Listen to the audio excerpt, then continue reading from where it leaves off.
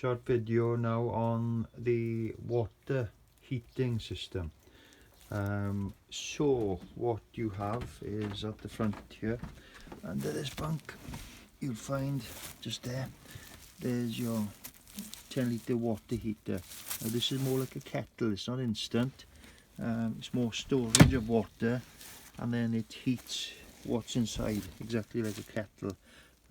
So the first thing to do is to make sure that there's water in the water heater, and how you would do that is if you run the water through on the hot side on any tap, making sure then that if it's come to the tap, it means that it's gone through the water heater.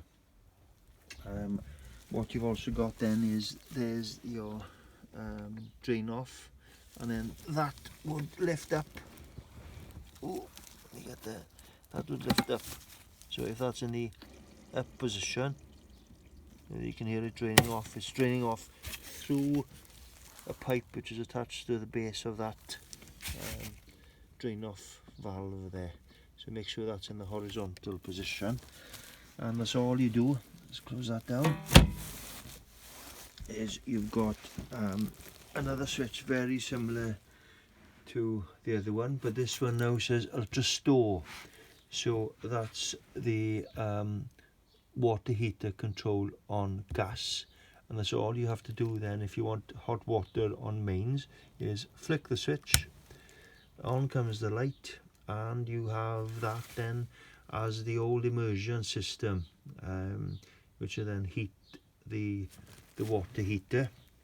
But please bear in mind that it's a small little element. It's either 750 or 850 watt, and 10-litre capacity, so that's going to take approximately half an hour for it to heat up, maybe a little bit longer. So it's slowly catch a monkey, as they say. So it's all about a slow process in the caravans. Nothing is instant. Brilliant. Okay, thank you.